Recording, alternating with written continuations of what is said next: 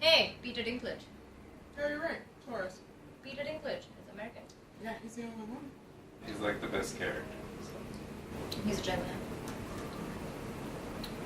Well, of course he is. Okay, do you want the screen up so you guys don't see yourselves or You're down? fine. And I like the background. It's fine. I like it. No? You liked it last time. What? Seeing the screen. Yeah, I'm good with the screen. Why are you guys laughing at me? Nobody's laughing. You guys have this knowing look across whenever I drop some statements and I'm not lying.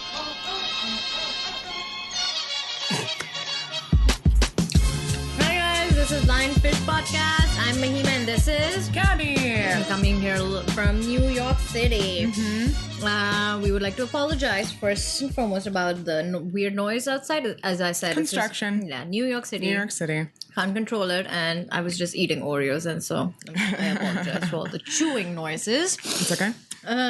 Welcome to our fifth episode. Fifth episode.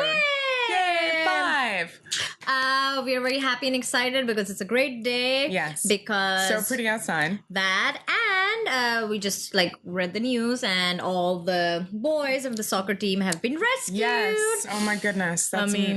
That's amazing. Yeah. I'm so happy and relieved for them and their parents. And 18 days. 18 days. 18 Can you imagine being? All of them were safe, touch wood. Yeah. I mean, this is...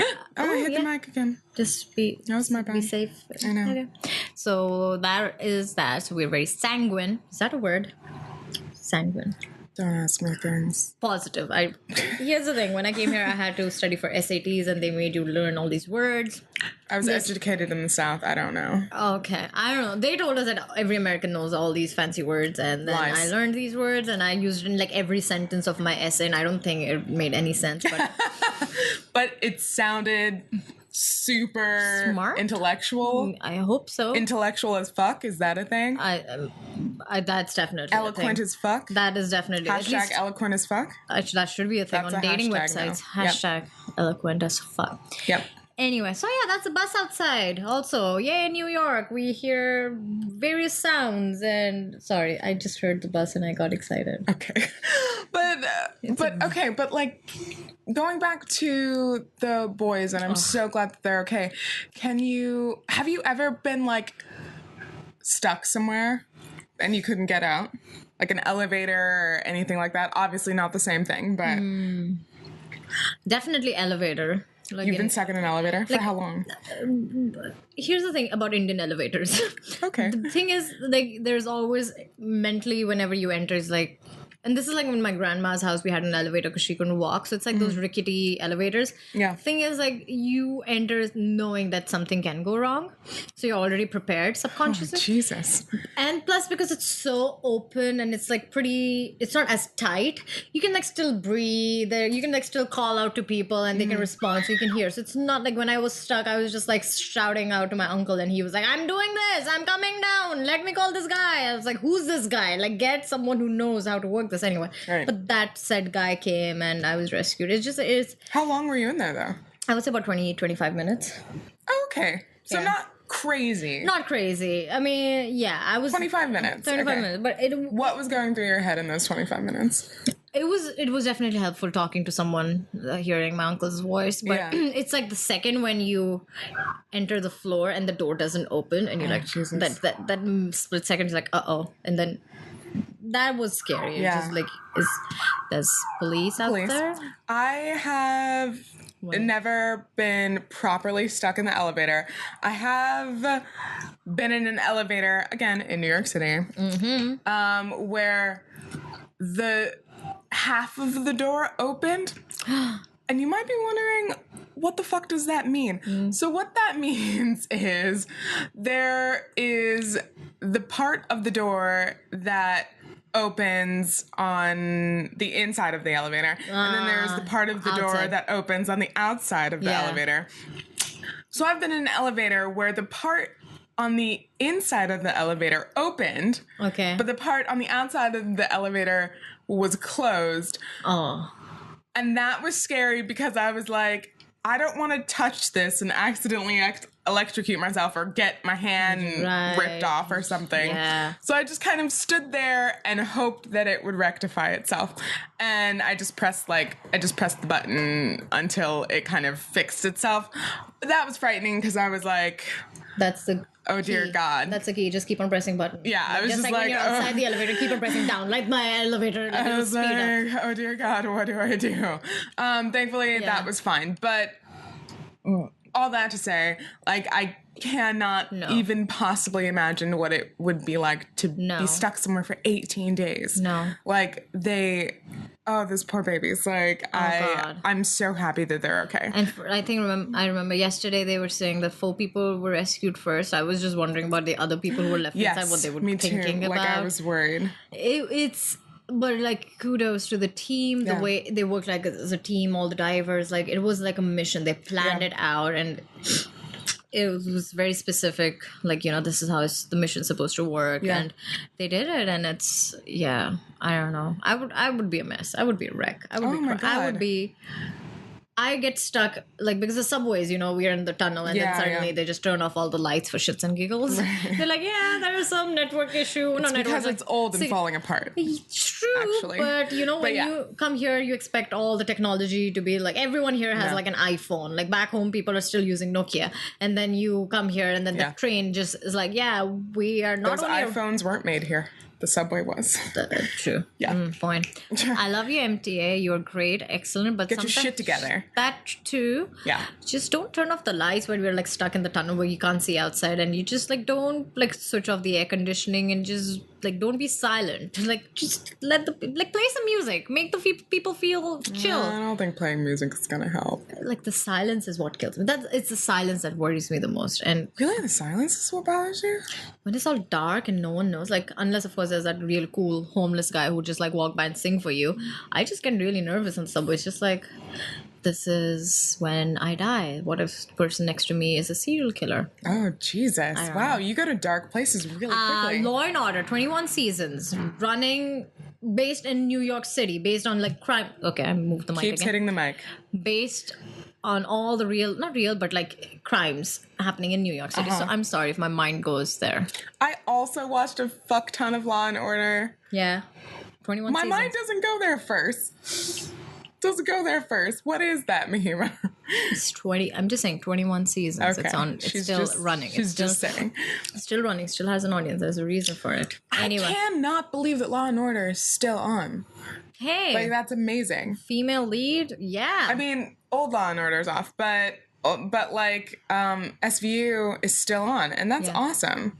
I haven't watched it in a Mariska. while. Mariska Hargitay, yay! I am really. She is. I don't know. I would love to interview her. I also would love to interview her. But I did embarrass myself in front of her once. Gabby, guys. Gabby was in Law and Order. I was an extra. She was in Law and Order. I will say we are famous here, guys. For 2 seconds. And every Broadway star says that he is considered, like, his career has begun if he has been on set of Law and Order. That's the thing. Well, I've been on set. So I'm telling you. But I mean, I feel she probably doesn't even remember this, and that honestly is probably a good thing. But I remember there was one scene it was a courtroom scene that I was in that I actually had to stop the filming because I had to pee so fucking bad. So bad. Like, guys, it was bad. Like, my heart was pounding in my chest. Anyone knows about filming, like every shot costs money. Like, there's a lot of people waiting. Yeah. And extras, nobody cares about you. So like, nobody cares. You should want like those adult diapers. No.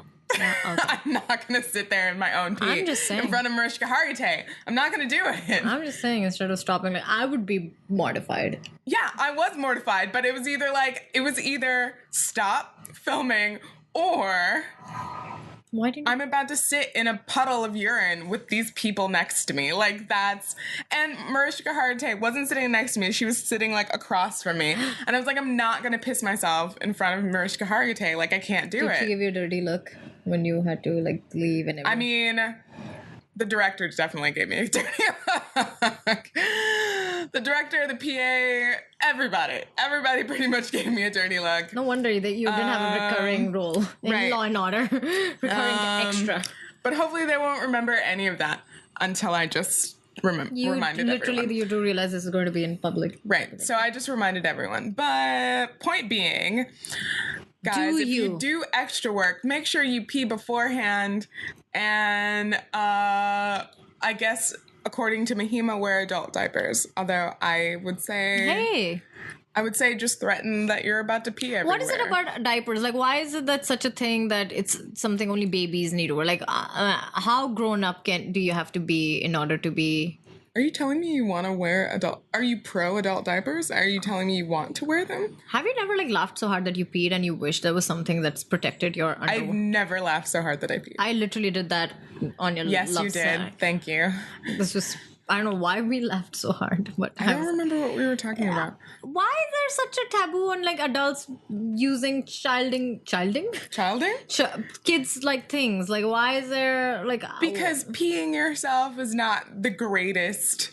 Okay, fine. What about other things like, you know, lollipops? I love lollipops still. And then, like, someone was like, oh, you can't have lollipops. Like, why? What am I supposed to... Has someone ever asked you or told you that you can't have a lollipop because you're an adult? No, because, you know, those doctor's offices, you have those bowls in which are lollipops. And then it's just like, it's more... It's weird. Like, when the kids reach and they go for, like, a bunch. And then everyone's like, oh, reception area. They look so cute. I just went for, like, two. I went in and then everyone's like...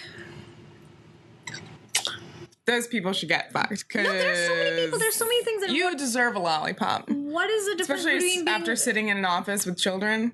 You deserve a lollipop as well. I do, and I just took one. It's like, oh, you're a grown up. What does that even mean? I don't understand. Like, why is this so much? Yeah, I don't get it either. Honestly, because I was asking myself this the other day. I was like, what is grown up? I know that sounds stupid, but honestly, I feel like when I was a little kid, there were these expectations of what being a grown-up was going to be like, and also like what you could do as a grown-up. Yeah. I feel like I always read these articles that are saying like what you should never wear after 30, after 30, or after 25. I was like, why not? Like, why can't you wear that? Why can't you continue to wear that? That doesn't make any sense to me. Like, who wrote these grown-up rules? And why is it all beige and navies and like black and white? Like, what are these colors? It's like after you're over the age of 25, you can only wear those colors. It's the same like lollipop logic. Like, oh, it's lollipop logic. Hashtag lollipop logic. Ambulance sirens. It's just, you know, they have somewhere to be. They have somewhere to be. They're rescuing someone. See, Law and Order. Law and Order. All right, back to Law and Order. Anyway, no, okay, sorry. Going back to because it's when I was a kid, I thought being a grown up means like you have, like you can do whatever you want to. But now being a lawless country, like born in India, like you're not allowed to drive. Like drinking age in India is 25. Is it really? Yeah. Of course, no one follows it, but like that kind of like puts this expectation that if you're not that age, like you have to like after the age of 25, you're still like freer to do things. Yeah. I, on the other hand, think that I'm 25, and I just feel it's more about your grown-upness is in accordance to how much control you can exercise. Like not reaching for that lollipop or not wearing colors that are not beige. It's like you have to like be very controlled and serious. Like when did being an adult be like you can only be serious for the rest of your life? Like no more funny. Yeah. No more like laughing. No more joy. Joy is dead. Joy is dead. Joy is dead. You're an adult. They're like here's your taxes. Exactly. You can't be happy. You can't smile too much. And I'm like, guys, and I think even like wearing certain clothes, like, oh, you're not allowed to enter or wear flats to so-and-so restaurant. I was like, I do hate that. I don't understand. I don't like wearing heels. Why are you making me wear heels? But that's a different story. That's also like restaurant etiquette. Not etiquette, but like some restaurants have rules for how they want their clientele to dress.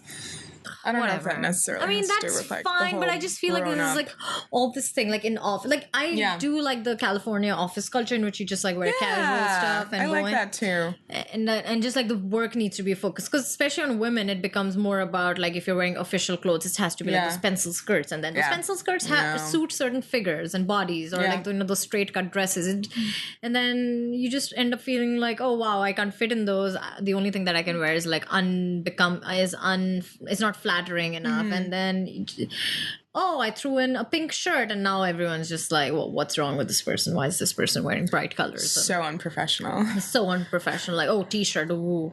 That makes me very, I'm like, guys, as I'm a grown-up, as long as I'm not abusing you, I'm not disrespecting you, I'm not pushing you around, or I'm not kicking you, I think you should just be happy with the way I am. Yeah, I just wonder where that came from. I don't This know. whole like grown-up perception. I feel like in terms of like my grandmother's generation, they had to grow up really quickly because of, the Great Depression. Stealing the last Oreo, I'm sorry. Eat it, do it. Which I understand, and it makes sense. They worked at really early ages because they had to. Yeah. When you have like 4-year-olds working in factories, like Oh my that's gonna God. make you joyless. But I feel like now that we have like child labor laws, I think we can bring some of that joy back into our lives. I don't know. I don't know. There was just something someone said to me the other day because I enjoy playing video games, and someone was just like, "Oh, you're like such a child or something." I was just like, "But why?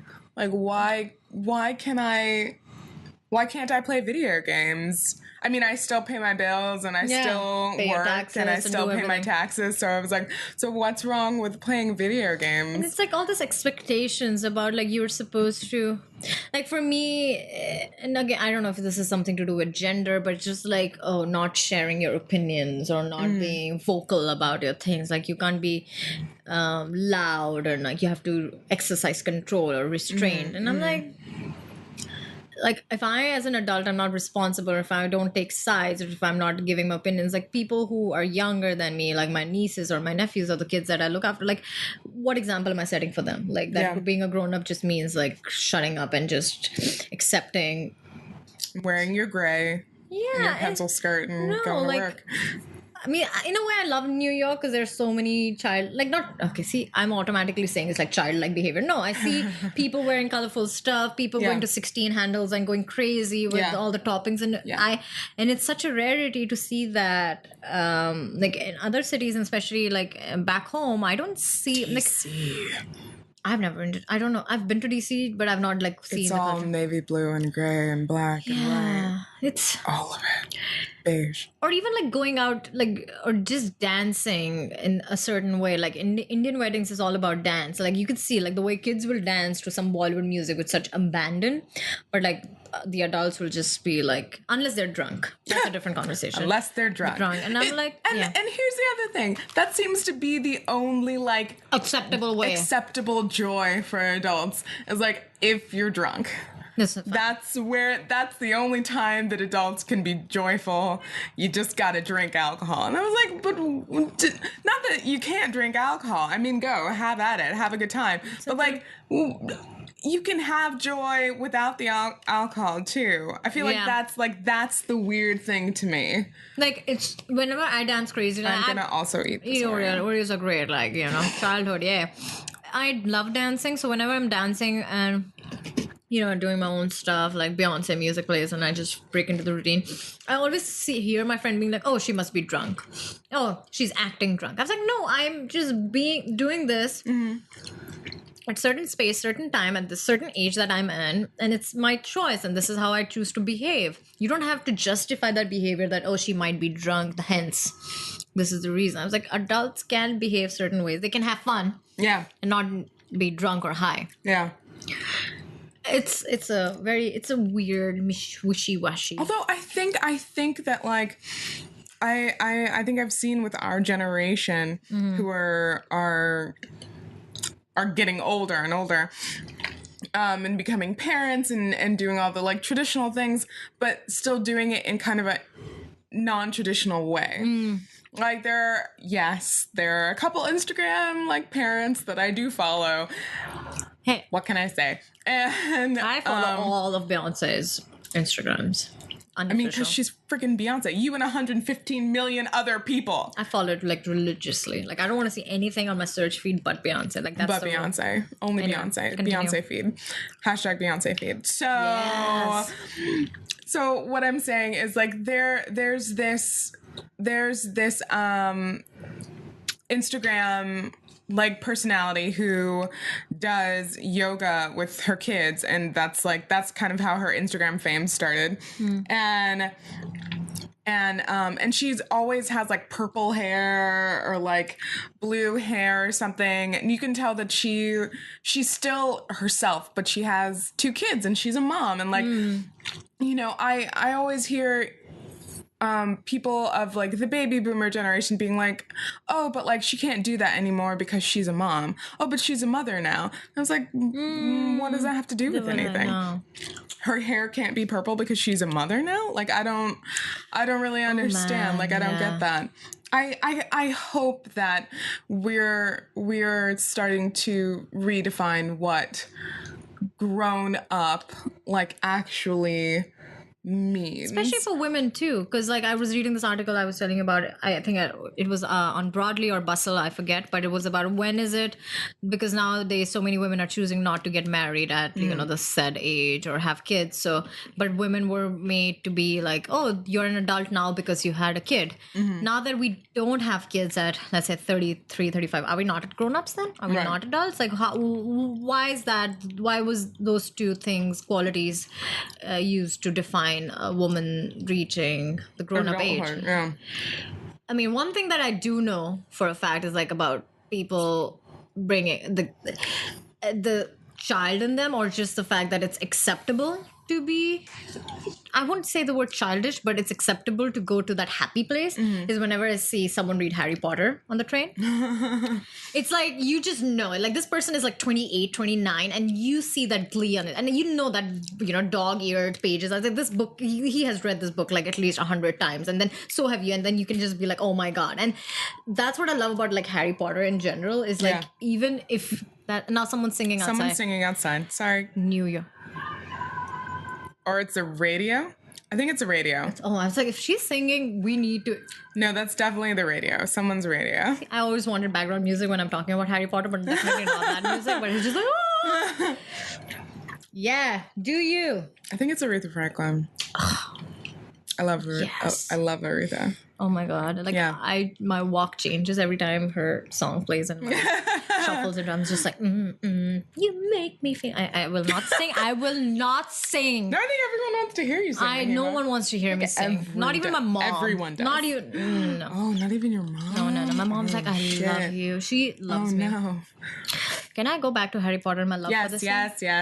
The child, like, it's so acceptable that when you're reading a book, like, it's acceptable to smile at the person who's wearing that Harry Potter scarf or Harry Potter sock. And it's like, I love in New York or even like back home, like we would see people in suits, but then you just see like a little bit of their ankle and it has like Gryffindor or something. Yeah, and it's just, I love that too. Yeah, and then it makes you be like, yeah, see, you don't have to like stop liking some things because that was part of your childhood. And those books, I think as the late Alan Rickman said, no, when he's 80 years old and sitting on his rocking chair, I'm completely butchering this quote or whatever, and someone will find him reading Harry Potter and they'll be like, after all this time, and he'll be like, always. Oh my God, stop. Stop. And that's a relationship, and that's what the power, I mean, like books is like, even not just Harry Potter, but any other childhood books. Like what other books did you read when you were a kid? What did I read when I was a kid? Or you can reread now. Like if that book comes in front of you, Anne of Green Gables. You'll reread it. Anyway. I would totally reread Anne of Green Gables. I loved those books when I was a kid. I also loved this series with Megan Follows. Oh no, I totally butchered that. That's fine. Who's still amazing, and people butcher our names all the time. Yeah, like I also loved. Here's the thing: is though I read Little Women. Yeah. That's something I loved as a kid, and yes, I realized that there like 3 people are doing a new production of that. But I did love that Yeah. book as a little kid. Like, yeah. I also read this like historical fiction series. Mm-hmm. I totally forgot what it's called though. Amazing. But it was just like a series of historical fiction where the main girl was placed somewhere in history, and it was like a fictional story. No, books based are in history. Yeah, and I've definitely seen, like, I've bonded more with adults over our love for books or conversations about, like, and it's such a beautiful, like, it is such a gift to see, like, when like a family, I think I was doing the Disney tour, but then they had just opened the Harry Potter studios, Universal Studios in Orlando, and I remember like this dad wearing his dad clothes, like, you know, those beige shorts, dad clothes, brown belt, and you know, navy blue shirt, and the kids are wearing all the colors and have pipes or whatever, hair beads, and all of them are reading Harry Potter. Aww. And it's not like, oh, I'm reading because I'm reading to my kid. No, he's like legit. I was like, wait, I missed this detail when I must have read it. Like, that is such, and I was like, why can't it be for everything else? And like books, especially like Harry Potter, for so many reasons, but books has like this unifying quality across ages. Like, I used to read some books that my granddad already read or was about to read. Like, me and my dad would buy 2 copies of the same book because we wanted to read it like simultaneously. Oh, I love that. And plus books are really cheap in India, so you could do that. It's not like, hey, when you're done. No, books are fuck expensive here. Yeah, and I was like, Dad, whenever you're done, just let me know. It's just like, and it was almost a competition, and it didn't matter if it had like any brutal content or anything. It's just like you're reading, and it's like expanding your brain. And man, it's such an integral part of my childhood. And will I reread Harry Potter again and wear Gryffindor socks? Hell yeah. I will. With my kids or my dad. Oh my God, I can't wait to introduce Harry Potter to my kids. Then we'll be like the favorite parents. Like, my parents are so cool. I was like, yeah, my parents are cooler. We read Harry Potter. You too? And I can't wait to figure out what house they're in. Yep. That's important. That's going to it is then exciting. I'm going to get them those socks. And maybe robes. And imagine, no one will come to you and be like, that's not a grown-up thing to do, that you're making your child and you are also reading Harry Potter. No, it's like everyone is united in this need to like read. What did you think about the films though? I liked the films. Yeah. I didn't like all of them. But I did. I really love the films. I love the first one. Yeah. Christopher Columbus. I love the first one. I love I know a lot of people had feelings about Goblet of Fire, but I actually really loved Goblet of Fire. I love the fact I know people disagree with me. No, it's fine. You can disagree. It's just that all these movies were such an event when they were getting released. Yeah, they were. And that's what I feel bad like for our kids. Like, I remember you telling me when Black Panther came out, like, I wish I had a kid right now. I totally did. I wish I had a kid when Black Panther came out. And similarly with Harry Potter too, I could see these families going in, and it was just like, you know, parents being like, oh, great, this kid wants to watch this film. I guess I'll waste my afternoon to. No, they were all excited. Like, it was such an event. And as much, there's so many people who don't agree the books were like justified in the movies, which is fine. I understand. I also have feelings, but it was like such a gift. It was such a event all over the world. It wasn't just like in America. You could see like footage from people in like China and like India, and everyone's just like lining up with that scar. Like, come on, like yeah. I mean, and again, I know people still like make fun of people who are playing like Quidditch, like adults who are playing Quidditch, but I'm like, that's awesome. That's awesome. I think it's amazing. Yeah, I love that people are doing that. I hate those people who are just like, oh, you're not supposed to do that anymore, and like, no, you can't do. I'm like, come on, go away. It's fucking Quidditch. Yeah, you just let them. I just want us to like invent a flying apparatus so that we can like really play Quidditch. Oh wow, I'd pay money for that. I would go to every game. So like even the play that's going on Broadway right now, Harry Potter and the Cursed Child, like so many. It's not just the kids that are like. I mean, there are other Broadway shows too, which is specifically like for kids. Yeah, like, you know, that kids would love to watch. But Harry Potter, I can see like adults are genuinely lining up. Like, oh yeah, because it was like, I mean, that was our childhood. And even if it was, that's the thing about these books. Even if it wasn't, even if you entered, like, there's no shame in being like, oh, I'm a 25-year-old and I just started reading Harry Potter. Yeah. Like, I don't want it to be like, oh, just because it was part of my childhood, now it's okay for me as an adult. No, you could start reading those books I don't know who said that. There was another quote like it's never too late to read a book or something like that. I mean, just don't shun those people who have that inner not childlike, just this joy in them. Just stop shutting people down because they have joy and they don't fit into your box of joyless people, aka adults. And speaking of books, like Game of Thrones, when I read the books before and then I remember seeing the show. I think I didn't read the books. I know. And they did a better job than the books, I will have to say. Many people might disagree, but I think a lot of people would disagree. I've heard a lot of people who read the books had issues with the show. They did, but the thing with the book is George R. R. Martin, I love him. Thank you for creating that universe. Like he just gets so things could have been like this story is made to be like fast paced. It can have like events after events. There's so many characters. It can't be like all of them are like sitting in a state of like non-movement for like 500 pages because that's what it became with the fourth book.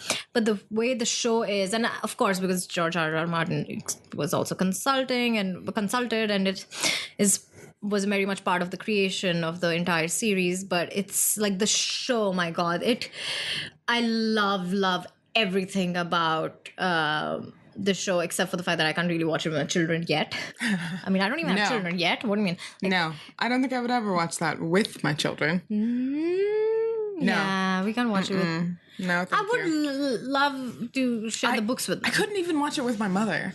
Me too. My dad... Well, but we did read... I got my dad to read the books before. Yeah, so we could discuss the books. Because, those books, you can only discuss the things that you want to talk about. Because you have all the knowledge, but you pick. I said, this is the topic. We can talk about Ned Stark. We can talk about Daenerys. We won't talk about Daenerys' bedroom scene because... Yeah. In this show, it's like very much on your face. Yeah. But like you have to give credit to the creators though, like using such unknown actors. And in the books, I don't know if in America if it was fairly known, but in India it was just like one of those fantasy novels, like a collection. It wasn't as known as Harry Potter. I mean, I didn't know of it. I'll say that. I had no idea. So credits to the creators for actually, I mean, it's not fairly unknown, but like bringing this entire series to life and with a lot of unknown actors. Yeah. Those actors, which I think made it better. It definitely did. I think it made it better. They could have easily gone the route of bringing only famous characters putting a bunch of names in it. Just to get the marketing out. But they knew it was so much more than just marketing it. I don't know what it was, but like now if you think of Emilia Clarke, she's a household name. But in the first season, no one knew of her. Like at least, especially back home in India. And I didn't know who she was. No, Emilia Clarke. Kit Harington, who like he also didn't know who we were. All of them are making like $2 million per episode right now. They are like the five. Like if you kill one of them right now, there will be a riot. And these kids were like, please don't kill them. No, we won't kill them. But like no one knew of them in the first episode who they are, and it was such a risk. And if somehow it was more satisfying to see unknown actors rise to the occasion, do the great work that they were capable of, or having that, someone have that faith. Or just given the opportunity. Yeah. I think like that's the other thing. I do feel like there is this, again, there's this formula in Hollywood where you spoke last just episode. What? As we talked about last episode. Oh yeah. Of not taking any kind of risk whatsoever. And an unknown actor is like a risk, but sometimes I prefer seeing an unknown actor because then it just completely feels new. And I think even more so when you're establishing an entire new world and you like universe, like in Game of Thrones, like you needed unknown actors. I mean, Sean Bean was there. I didn't watch the show for Sean Bean. I didn't watch the show for John Bean. John Bean? No, Sean Bean. I said Sean Bean. You said Jean. I did not. But type it. If you say yes, she said John Bean. Okay. Right? All right. Thank you. I need more Oreos, yo. Anyway, okay. Someone send us Oreos. Please don't send us Oreos. Besides Sean Bean and Lena Headey, those were the only people. And Peter Dinklage also I knew like from Narnia or something. Like his like career changing. Who was he? He was in Narnia. Was he? I don't remember him being in that. He was definitely in Narnia. He was in the second film or something. Let me find. You talk. Okay. Well, yeah. I don't know. Sometimes I feel like movies with unknown actors are better As an audience, like as I'm an not- audience yeah, member, because it's like it feels like you're going on a brand new journey. Sometimes when you see the same actor over and over, not saying that I definitely do watch things because a particular actor is in them. Like I will, like Olivia Colman, I will watch anything that woman is in. Anything, honestly, anything, and I pretty much already have. Prince Caspian. He was in the Prince Caspian and Prince. Yeah, he was. Oh, I had no idea. He was in. Anyway, No clue. But Didn't like, remember that. We would know him as Sorry. like Peter Dinklage, like as Tyrion Lannister. Yeah. Like I don't mind watching actors again and again, but it's just like when it comes. The thing is, this is HBO. Mm-hmm. This is like the first episode in itself. There's so much money involved. Mm-hmm. Like this is not like any independent movie or independent show that we're just don't mind. Like even if the person's like they needed to work on a big marketing strategy to sell. And I don't know if the books had that much of a following. It might have like the readership was there to Yeah. watch it, but it wasn't enough to uplift it to the standards of Right. like age, like the way it is right now. Like people are reading the so-called leaked scripts of it online, even if it's like not true. Like people are thirsty. I didn't even hear that. There was leaked something. Really? Apparently, I mean, it's half Is it of them. legit? No, but I'm just saying that people are so desperate for any information that they are willing to like latch onto or just like hog any of that written word, and it's amazing to me that and the creators sort of knew what this show could be, and yet not just one, not just two, like majority of the main characters were unknown people. It wasn't like the supporting characters or like Daenerys's maid or it was like Daenerys and herself. This is a new actor, which is such a gift to watch. It is such a encouraging thing for young actors, and that you can be a series lead. Like honestly, I mean, this is going into like no, should I? What? I'm just talking about like you have to be somebody to be a series lead or like Right. and that's such a heartbreaking notion and like, It is, let the story do the work for it. Like as Peter Dinklage said in one of his Emmy acceptance speeches, that we are only as good as our writers. Like trust your writing. If your writing is good, which David Benioff and D.B. Weiss, they believed in it and they believed in the story. Like that's They've why done a great job. Yeah, they had to rework the pilot. They took feedback, and it was when the first pilot was not successful. It wasn't like the acting was bad or the writing was wrong, so they had to rework everything. Well, they did recast. They did recast, but it wasn't like recast into like Oscar winners or something. Right. They could have easily been like, oh, okay, sorry, we had unknown actors before, so now we're gonna have Meryl Streep play Sean Bean. Meryl Streep play Sean Bean. No, Meryl Streep. Meryl Streep plays Sean Bean. Meryl yes, Streep- she can do it. She can do it. If there's one person who can do it. Let's see that. I'm gonna campaign for that. Campaign for that. Meryl Streep to play Sean Bean in another movie that in which Sean Bean just dying again. he's like scene one set movie set again. Oh, Sean, you're dead. And again. And again. Then again. She can do it. She can completely nail it. I'm sure she can. But yeah, I have every bit of faith. I do. That she can do it. Man, she's gonna be in Little Women too. Like the series, I don't know if it's going to be a TV series, it's going to be a movie. I'm sure I'll watch it, but like I'm not very excited about it. Yeah. What do you think about like interpretations of like books or like something that's been done? Like For me, it's like if something's been done a fuck ton, we need to start getting creative with it. Yeah, there are more books. There are definitely more books. And there are more books. Not that look, I love Little Women. It's one of my favorite books from when I was a little girl. The movie with Susan Sarandon and Kirsten Dunst and Winona Ryder. Is it Winona or Winona? I don't understand. Winona? I don't know, man. Can someone tell us? She can tell us herself. She never does. I've seen so many interviews because me and my roommate had a fight. But like But my thing is like, what's going to be different about this? Yeah. What's going to be different about this? Nothing. How are we shifting the world? Thing. How are we changing? Yeah. And again, like I said, I'll probably watch it, but like I'm not terribly.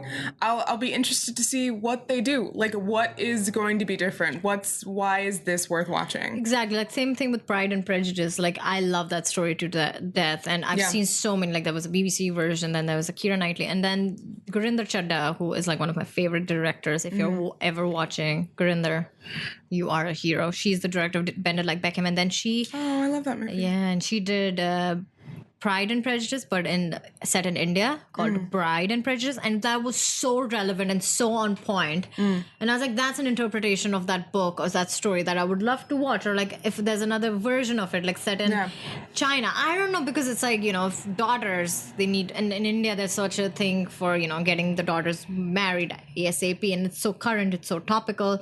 And then she threw in like Bollywood music and dance, which is like, the opening scene is in the book of wedding. Yeah. Right. And that is, I love when directors take that risk. And it was essentially a Hollywood film. So, like, they also, like, brought in actual Indian actors to do it. It wasn't like, oh, this person is not globally known. So, yeah. But it was such a gift as an audience member. And I remember coming here and talking to my friends about Bollywood movies, and they would know more about Bride and Prejudice and talk about that film. Because when it's authentic, when the story is the main thing that they want to tell, and set it in a setting which is more relevant and more accessible, I think it has more of an impact on the audience than just doing the formula of, we'll have this actor because this actor always brings money, and we will set it in like a non-risque fashion in back in 19th century. I was like, well, how are you changing the world? Like, what are you doing with that story then? How's that? Because the point of these stories is that it's universal. Yeah. I mean, they're making the Seagull again. It's out already. It was out. And is it out? It's definitely was out in this recent film festival. I think either it was a Tribeca. They already screened it, and I'm pretty sure it's Saoirse Ronan's in it. Elizabeth Moss. Yeah. Elizabeth Moss. I've done that too. Moss. With the S's. Yeah. I also was like, why is this being made? Why? How is this? Not that the Seagull's not interesting. I mean, we're in New York. We've seen, I think, 5 productions of Seagull. A lot of Seagulls. Like a lot. A lot of Seagulls. Of them. They're loud. They steal your fries. Sorry. And look, I do love that play. I really love that play. I hope that I get to be in it one day. Hashtag Black Arcadina. No. Yes. But like I just didn't understand why this was happening. Like, what's different about this production of The Seagull? And nothing really. It's like it's the same Seagull that we've seen over and over and over and over. Like you said, that you would still watch the movie. I don't think I'll even watch. I don't feel the incentive to watch Little Women or The Seagull. Like I was like, I've seen this already. I know what's going to happen. And I mean, I don't have an incentive to watch the one. I forgot the BBC. Was it BBC that made it? There's a America? BBC Little Women. Yeah. I have no desire to watch that. Like, none whatsoever. Like, here's the thing is, you did put in the name Meryl Streep, and I was like, oh, I'm kind of interested to see what she would do. No. But it's like, you put something, you made a production as mundane as that you needed to put a name in it so that there would garner some interest. Yeah. Like, it's like, do I want to watch another version of the same version of Little Women again? But if you put Meryl Streep in it, maybe. I'll give it a watch. I'll at least watch the first episode. And she does a good job. Like, if it was it's Meryl Streep. How can you not? Someone's fire alarm. Are you gonna let us know every time that there's a sound outside? I just want them to know that we're doing our best sound-wise to be as clear as possible, but we're in New York City, and I don't know how to shoot. I'm just going with the flow. Just going with the flow of what it's like to live in this beautiful city, beautiful Manhattan. city. Yeah. Oh, speaking Hashtag of city, beautiful city. tell me, like in Sex and the City, when were the actors fairly known? I know Sarah Jessica Parker. She was fairly known in the theater circuit because she did a lot of Wendy Wasserstein plays, Yes. and she had like some movies in her. No, She was a Sarah child- Jessica Parker was a child star. She was Yeah. very well known. When, what about the other actors? I don't know because back home we didn't. Cynthia Nixon. That was a little before my time, but I knew that she had been working all throughout the 90s. Like that show is also based on like a book, which was fairly unknown. Kim Cattrall also had been working since like the late 80s, Okay. mid 80s. Kristen She was Davis? a pretty well-known person. Davis. Kristen Davis, I don't know. Her, I'm not sure of. But I'm sure she had been working before that. Because that was another show which was based on like a book by Candice I can't pronounce the name. We tried. We tried. It's I'm just saying like there's like definitely a trend in like TV series when they give opportunity to, I mean now you say Sex and the City, those actors were known, but like even if you think about like Friends, those actors weren't really No, the Friends actors weren't very known. No. To give like in series Lisa and Kudrow was like known to nobody. Nobody. She'd been on Mad About You. There you go with that mic. again. She'd been on Mad About You, and I think she was in like improv groups, but outside of that, I don't know. TV Courtney takes- Cox had been doing stuff she for a while. had been, but it wasn't like I don't remember the Jennifer casting. Aniston, I think, came from a Hollywood For family. them, the casting was more about the chemistry about those within those people. Yeah. It was so much to do with that, which I really like. Like I think TV takes more risk about like casting or like honoring the story over and above. Like Yeah. Had Gina Rodriguez done a lot before Jane the Virgin? No, that was her first. I remember one of her friends also auditioned for that role, and Gina hadn't. Gina was in fact at Atlantic. Then she went to experimental theater wing, and she was like doing fairly things here and there. But She must have done something before that, though. Before Jane the Virgin. look at us. IMDb. Do we have IMDb Pro? I keep getting a call from like unknown, and I don't We're know why in New that York is. City. It might be for. Did you pay your tax? No, I did not. You didn't pay your taxes? I don't know, man. I don't know. I got some. I wouldn't Talk about that. say that on the podcast. Puerto Rican, and she began a career in theater production. Why don't you just look up her IMDb? She began a career in theater and made her screen debut in episode of Law and Order. I'm telling you, Law and Order. For all the actors out there, if you want to begin your career, and if you think that has my career begun, if you Not until Law and Order. not until Law and Order, it is a law. I don't care what you've been in, unless it's Law and Order. You have no career. She had a musical drama film, Philly Brown, in 2012. She just did like some independent musical drama film, Billy Brown. What happened? Nothing. Okay, so but still, like she wasn't a household name until Jane the Virgin. So she had done 3 things, Yeah, like just. but not like a well-known But person. Jane the Virgin, the character It was named nice that Jane they took a not well-known person. for the title role of like playing Jane, and I've only seen this trend on TV, and it makes Some independent films some indies will indies take will do that risk for and, sure. and cast an unknown person, Although- like American Honey, and although Shia LaBeouf was Yeah. also in that, but the lead girl was pretty much unknown. I don't think she had ever acted before, and that movie was great. It's such a I don't know what it is, but it's like I think the more money you get or the more established the production or the producers are, they become more paranoid or more parochial in their outlook about who they should cast or who they become actual adults. Like they exercise control. Going back to the adults. adult content, they are like, no, we cannot take risks. We are not children anymore. But here's my thing is that when you keep saying that you're not gonna take a risk and you're not gonna cast an unknown person, everyone was an unknown person at one point. Unless you were a star child and you already had a Versace wardrobe the second you popped out of that. Hoo-ha. Sure, There are some kids. but You know who we're talking about.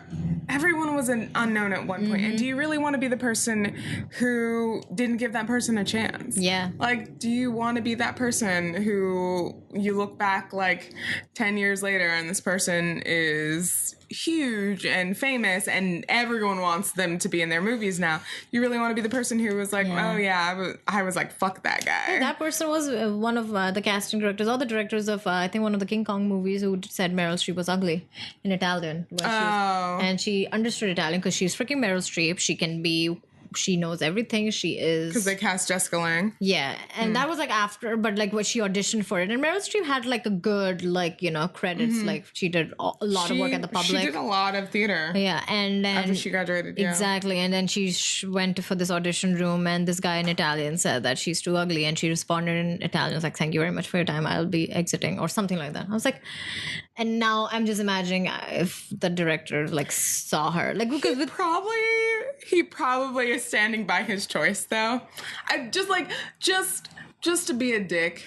Yeah. He's probably like, no. She was ugly. Then But she's here's still the thing. ugly. Meryl won an Oscar. Just to be a dick, not because he's right. But inside he would know, because within 2 years of that, she won an Oscar for Kramer. Yeah. And then after that, she won for another Oscar for Sophie. And like she's just been not getting it. It's kind of like... Yeah, just don't be so attached to the formula. Just don't be so attached to your idea of what it's supposed to look like, because you just leave some room for imagination or for some surprises. For some of those execs, I just want to be like, did you purely get into this to make money, or did you do this because you like making film? Yeah, and just like, can you just remember what that kind of joy feels like in making film and making art instead of just making money in this whole like Hollywood machine of I have a very money making cheesy thing. F for film, F for fun. No. F for formula. Shit, no. Okay, that didn't work. Sorry, ignore, erase, rewind. Can we delete that? I wanted to support you so hard. Sorry. I was trying to... But that was really, really bad. I'm so sorry. Hashtag I'm sorry. Hashtag... Can we stop doing the hashtag? Like, that's when I want to become the adult. That's when I'm just like, no. That's something that I will not follow. It doesn't make sense. Have you seen, like, there are those people who just do hashtag and they say the word and then they don't even do space and then they do another hashtag and then they write. There are those people. So adults can't really do hashtags. Hashtag that can't keep you down. What is wrong with you? I thought I was the one who was making bad jokes. Anyway, are we done? Finished for today? I said don't make me sing. So you just... Next time, join us when Mahima will sing a rendition of Beyonce's Single Ladies. I am not singing. I can dance. Acapella. I can dance to that. I can do the whole choreography if you want. She will also do the choreography while singing it acapella. I will not insult my goddess, my queen, Beyonce like that. I will not do that for you. So everyone join in next time for when Mahima is going to sing. I'm going to pour it all over her. Keep the child in you alive. Yes, be everyone. Happy, be joyous. Joy is not something that is only meant for children, guys. 18 and below. No, it's accessible to all. Everyone, keep your imagination all adults open. Be ready for risks and risks, not risks. Be ready for risks and that's weird. Take a chance on someone. Just be open. There's enough room for everybody. There is always. Hashtag enough room for everybody. Shut up with this hashtag. I'm serious. Can you please stop this? Okay, bye. I'm gonna murder her right now. This is me. Bye. Okay. Thanks, guys. Throw her on the truck. That ambulance. Call that ambulance back. This is LionFish Podcast out. Bye. What's up with you and your hashtags?